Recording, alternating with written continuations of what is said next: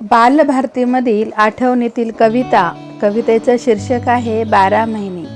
चैत्र महिना बहराचा, वास आंबे मोहराचा, वैशाखात रणरणवून आग नुसतीच हुकडून, ज्येष्ठ आषाढ जलधारा सोसाट्याचा वरवारा, श्रावण भादवन आलेले हिरव्या रंगी नटलेले, आश्विन कार्तिक नितळ निळे पिवळी धम्मक झेंडू फुले, पौष मार्गे सर झाड झडे पाचोळ्याचे सडे सडे, माघ फाल्गुन पिवळे ऊन वसंत चाहुल फांद्यातून, नवमासाची नवीतरा सजलेले महिने 12, नवमासाची नवीतरा सजलेले महिने 12, सजलेले महिने 12.